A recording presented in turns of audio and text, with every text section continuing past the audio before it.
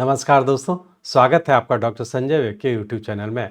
दोस्तों आज मैं doctor Sanjay Sinha, technical analyst working on new web since last 27 years. Bank Nifty में कंटिन्यूस राइज को समझने के लिए बनाए गए इस यूट्यूब वीडियो में आपका स्वागत है।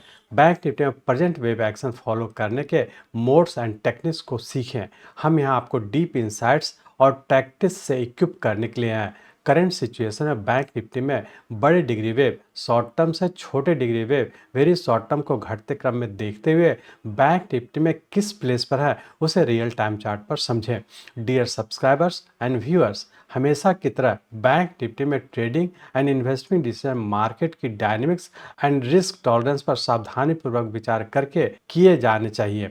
न्यू एनालिसिस प्रीसियस अंडरस्टैंडिंग प्रदान करता है और बैंक निफ्टी के इवॉल्विंग मार्केट कंडीशन के रिस्पॉन्स में विजिलेंट एंड फ्लेक्सिबल रहना आवश्यक है। ऐसे इंस्टांसेस का पता लगाएं जहां न्यू एनालिसिस ने पैटर्न कंफर्मेशन से पहले मार्केट मूवमेंट्स की सफलतापूर्वक प्रेडिक्शन की थी। समझें कि यह अर्ली असेसमेंट बैंक निफ्टी में ट्रेडिंग एंड इन्वेस्टिंग डिसीजन में कम्पिटिटिव एज कैसे प्रदान कर सकता है। समझें कि new analysis risk management strategy को कैसे कंप्लीमेंट कर सकता है। हम पता लगाएंगे कि कैसे डिसिप्लिन रिस्क मैनेजमेंट टेक्निक के साथ पैटर्न एंटिसिपेशन के कंबाइनिंग से consistent and successful trading and investment outcomes bank Nifty में प्राप्त हो सकते हैं।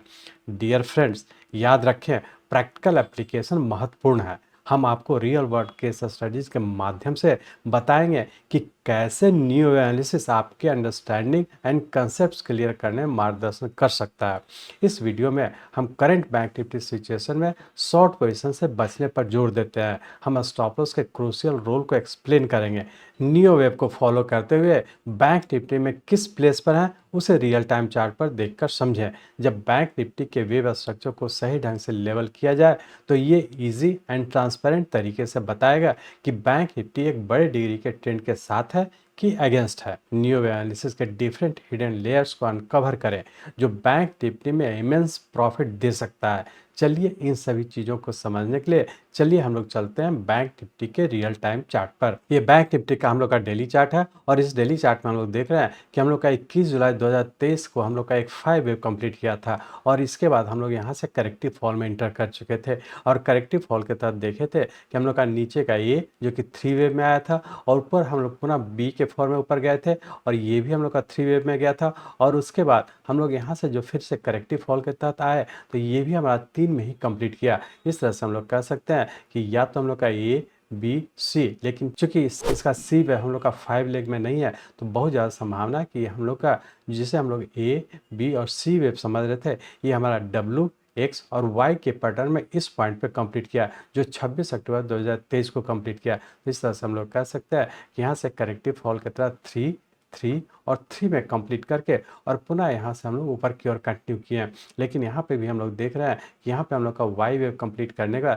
यहाँ पे हम लोग का पैटर्न कंफर्म नहीं किया तो ये अपने आप में इंडिकेट कर रहा है कि पुनः यहाँ से जो हम लोग का राइज हो रहा है ये भी हम लोग का करेक्टिव राइज में है और करेक्टिव राइज के तहत अभी भी ऊपर कंटिन्यू है। तो इस तरह से हम लोग कह सकते हैं कि 21 जुलाई 2023 को जो हम लोग का एक इम्पल्स वेव कंप्लीट करने का करेक्टिव फॉल के तहत 3 3 3 और ये 3 में पुनः हम लोग ऊपर की ओर कंटिन्यू है।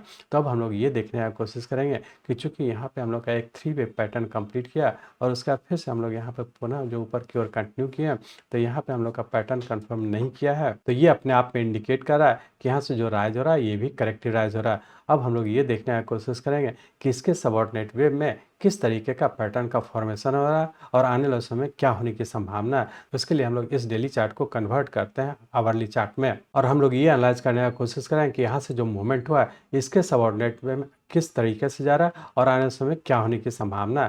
तो इसके लिए हम लोग अब इस डेली चार्ट को कन्वर्ट करते हैं आवरली चार्ट में। यहाँ पे हम लोग आवरली चार्ट में आ चुके हैं कि यहाँ पे हम लोग देख पा रहे हैं कि जब ऊपर की ओर कंटिन्यू किया और उसके बाद फिर से यहाँ पे हम लोग का एक छोटे टाइम फ्रेम का पैटर्न कंफर्म किया था, उससे बड़े टाइम फ्रेम का हमारा पैटर्न कंफर्म नहीं किया था।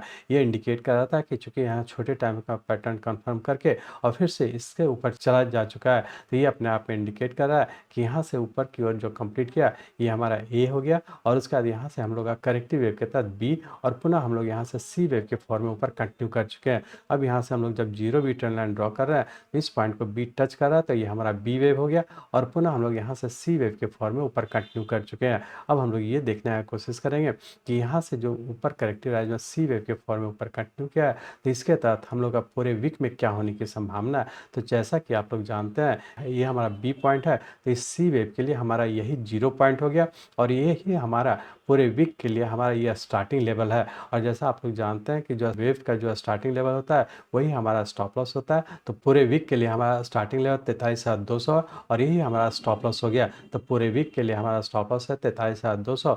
अब हम लोग ये देखने की कोशिश करें कि जब भी नीचे आता है हम लोग डिक्लाइन पे बाई करके ऊपर की ओर कंटिन्यू रखेंगे।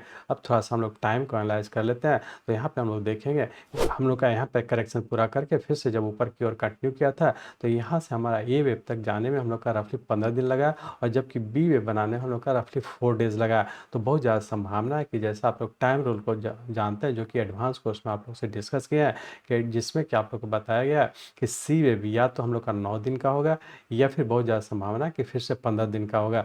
तो अभी तक हम लोग ये देख चुके हैं कि मात्र अभी हम लोग का 6 दिन ही बीता है। तो बहुत ज़्यादा संभावना है कि हो सकता है कि अभी हम लोग का पूरा वीक अभी ऊपर ही रहने की संभावना है। तो कोशिश करेंगे पूरे वीक में कि हर डिक्लाइन पे हम लोग लॉन्ग पोजीशन बना करके ऊपर के लेवल पर प्रॉफिट बुक करें या फिर स्टॉप लॉस को फॉलो करते हैं हम लोग आगे की और कंटिन्यू रखेंगे। कि जैसा कि आप लोग अभी हम लोग डिस्कस किए कि हम लोग का पूरे वीक के लिए हम लोग का स्टॉप लॉस है 43,200 का और इसी को हम लोग जैसे जैसे ऊपर की ओर बढ़ेंगे वेव रूल को फॉलो करते हैं स्टॉप लॉस को ट्रेल करते हैं हम लोग आगे की ओर कंटिन्यू रखेंगे। अब हम लोग ये एनालाइज करने का कोशिश करेंगे कि हम लोग का इंट्राडे में मंडे और ट्यूसडे को क्या होने की संभावना और उसके लिए हम लोग का स्टार्टिंग लेवल क्या है। तो इसके लिए हम लोग इस आवरली चार्ट को कन्वर्ट करते हैं 15 मिनट चार्ट्स में। हम लोग यहाँ 15 मिनट के चार्ट में आ चुके हैं। इस 15 मिनट के चार्ट में हम लोग देख रहे हैं कि यहाँ से जो ऊपर की ओर कंटिन्यू किया है जिसके तहत हम लोग ये कर सकते हैं यहाँ से हम लोग जब zero two trend line draw करें तो इस पॉइंट को टच करें तो हमारा ये 1 2 3 4 और 5 वेव में ऊपर कंटिन्यू है और अभी भी ऊपर ही रहने की संभावना है। तो मंडे ट्यूसडे की बात करें तो चूंकि हम लोग का यहाँ पे हम लोग का फोर्थ वेव का ये लोएस्ट पॉइंट है तो यही हमारा मंडे के लिए हमारा ये स्टार्टिंग लेवल है और यही स्टार्टिंग लेवल आप लोग के लिए स्टॉप लॉस है। तो हम लोग ऐसा कर सकते हैं कि मंडे और ट्यूसडे की बात करें तो बहुत ज़्यादा संभावना है कि रेंज बाउंड के तहत नीचे 44,600 और ऊपर का 45,100 इसी रेंज में रहने की संभावना है। जब भी नीचे आता है हम लोग डिक्लाइन पे बाई करके ऊपर के ऊपर प्रॉफिट बुक करें, लेकिन उसलिए हम लोग का नीचे का जो स्टॉप लॉस होगा 44,200 का, इस स्टॉप लॉस को ध्यान में रख करके डिक्लाइन पे बाय करके ऊपर की ओर कंटिन्यू रखेंगे। और वीकली पॉइंट ऑफ व्यू से जैसा पहले भी डिस्कस कर चुके हैं कि हम लोग का यहाँ 43,200 का हम लोग का स्टार्टिंग लेवल है और यही हम लोग का स्टॉप लॉस है। तो इसी स्टॉप लॉस को ध्यान में रख करके वीकली पॉइंट ऑफ व्यू से भी हम लोग प्लस पोजिशन बना करके ऊपर की ओर कंटिन्यू रखेंगे। इस तरह से हम लोग कह सकते हैं कि यदि इंट्राडे की बात करें तो हम लोग का जब भी नीचे आता है डिक्लाइन पे बाय करके इस स्टॉप लॉस को फॉलो करके आगे की ओर कंटिन्यू रखेंगे। यदि पूरे वीक की बात करें तो बहुत ज़्यादा संभावना है कि करेक्टिव फॉल के तहत नीचे 44,000 और ऊपर का 45,500 इसी रेंज बाउंड में रहने की संभावना है। डिक्लाइन पे आता है तो बाय करें, ऊपर के ऊपर प्रॉफिट बुक करें, होल्ड करते हैं तो उसके लिए हम लोग का नीचे का जो स्टॉप लॉस है वीकली पॉइंट से जो नीचे का स्टार्टिंग लेवल है 43,200 का, इसी स्टॉप लॉस को ध्यान में रख करके हम लोग ऊपर की ओर कंटिन्यू रखेंगे और टाइम को भी ध्यान रख करके इस चीज़ को फॉलो करते हुए आगे की ओर बढ़ेंगे। मैं चाहता हूं मेरे जीवन का लक्ष्य है इस मार्केट में कोई भी लूजर ना हो। इसको आप सीखें, लोगों को सिखाएं, लोगों को मदद करिए। हमारे साथ जुड़े रहने के लिए, आज के वीडियो को ध्यानपूर्वक अटेंड करने के लिए, इसे दूसरों तक पहुंचाने के लिए आप सबका बहुत बहुत धन्यवाद। जय हिंद।